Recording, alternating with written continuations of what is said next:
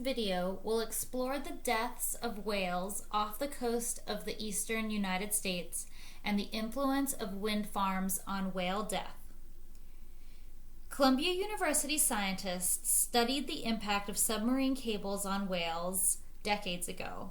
As published by Science Direct and Tethys, 14 instances of whales entangled in submarine cables were reported in their study. 10 entanglements occurred off the Pacific coast of Central and South America. 6 cases occurred in about 500 fathoms, with 620 fathoms the maximum death reported. 5 entanglements occurred in the period February, March, April. February is of note because that is when whale breeding season begins. All whales positively identified were sperm whales. The submarine cable was generally wrapped around the jaw and often around the flukes and fins. The cable was rarely broken but always badly mauled. The entanglements were often occurred near former repairs where there is a chance for extra slack cable on the bottom. 2 pothographs of a sperm whale entangled in a cable and 1 photograph of a whale jaw entangled in a cable were presented. It is concluded that sperm whales often swim along the sea floor in depths as great as 620 fathoms. It is suggested that whales become entangled in cable on wind farms and towers while swimming along with their jaw, plowing through the sediment in search for food. It is possible that the whales attacked tangled masses of slack cable, mistaking them for items of food. Searching for food with their mouths open is a feeding strategy not only of sperm whales but also humpback whales. Beached humpback whales have been found off the coasts of Rhode Island and New Jersey recently. Submarine cable is incredibly strong and impossible to break by whales. What often happens is the whale will struggle to be free of the entanglement and cause blunt force trauma to itself and may suffocate. Excess submarine cable present during testing and repairs of wind turbines presents a greater risk of entanglement. Additionally, the presence of barges and other marine vessels with various submarine equipment provides more opportunities for whales to collide. Wind farms can be dismantled and the equipment put towards nuclear power plants and freight rail. Despite the industry knowing about the risks of submarine cable to whales, the United States Department of the Interior has said that there is no risk presented. This is being challenged in a federal lawsuit filed by Nantucket residents who say offshore wind will harm endangered whales. I really have to give a shout out to Nantucket residents against turbines who are doing so much work for the whales. Nantucket Residents Against Turbines, or ACRAT, says Vineyard Wind's proposed project 14 miles south of the island poses a risk to the endangered North Atlantic right whale.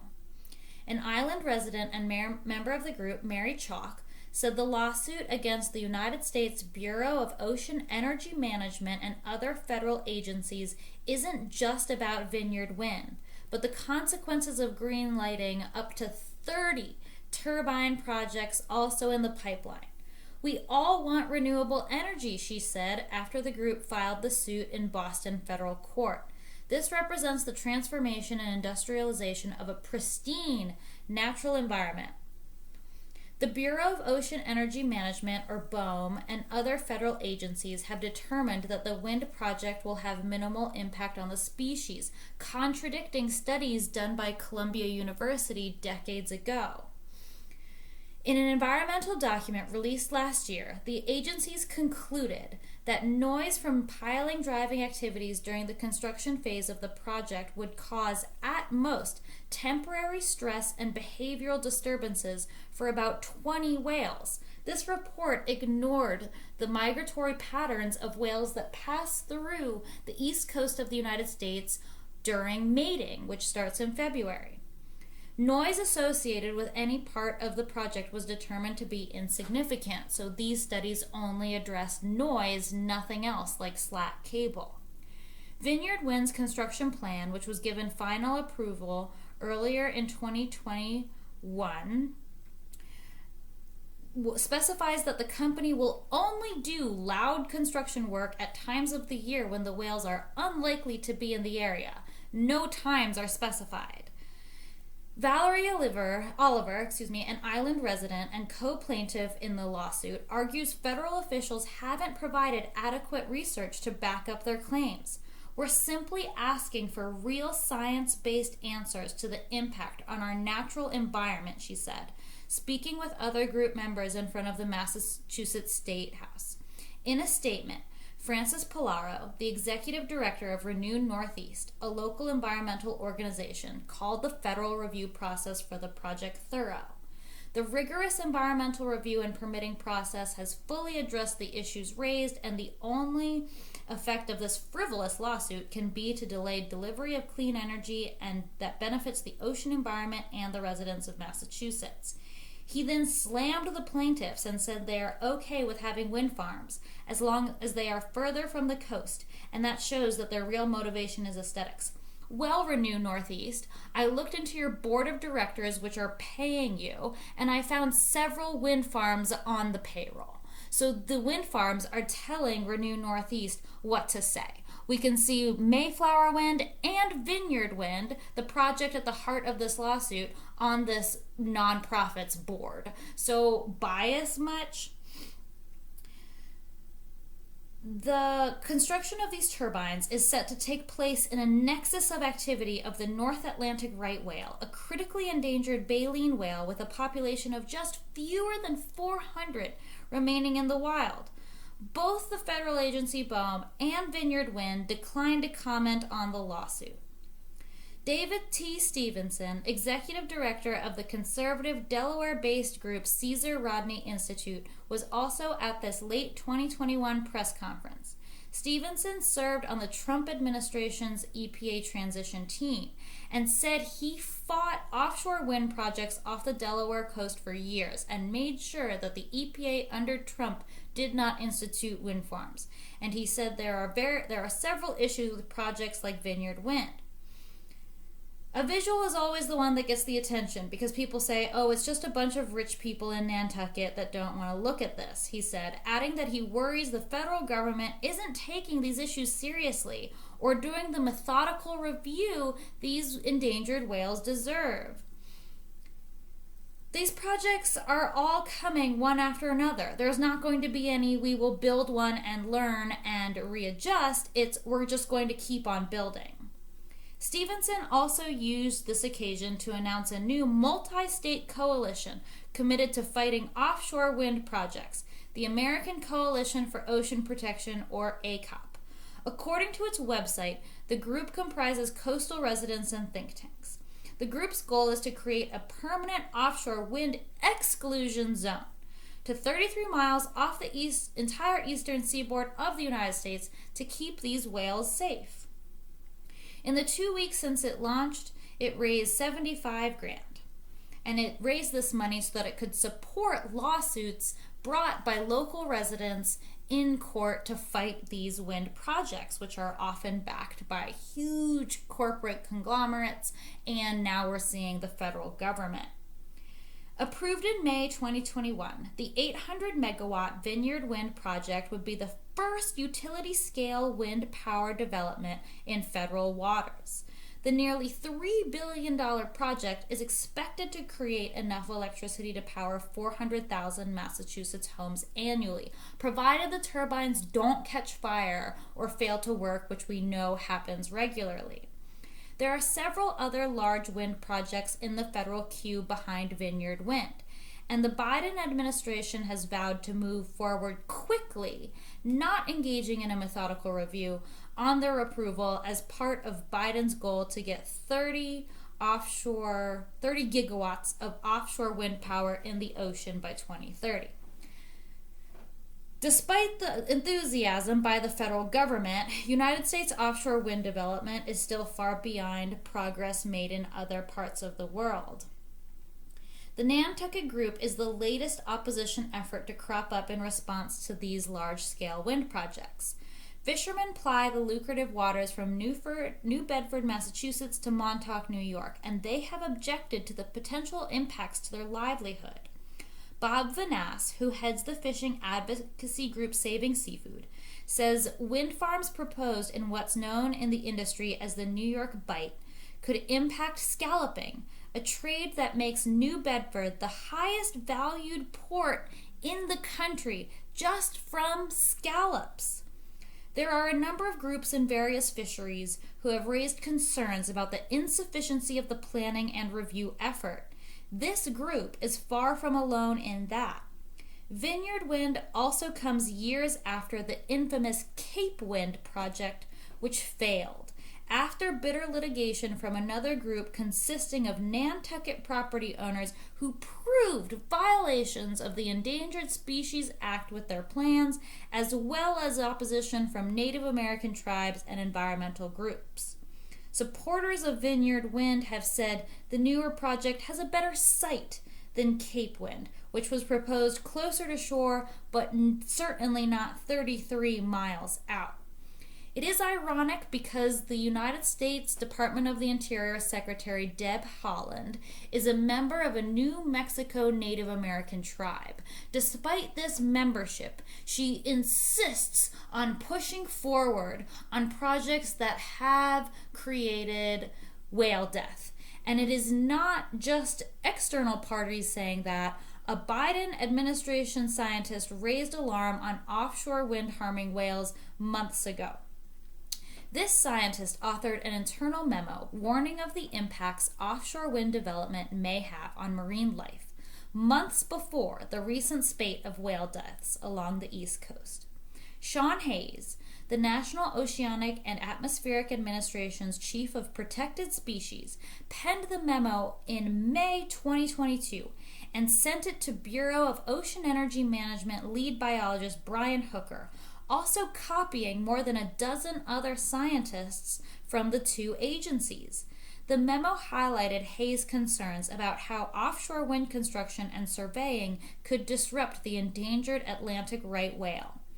The development of offshore wind poses risks to these species, which is magnified in southern New England waters due to species abundance and distribution for food and the whale's diet.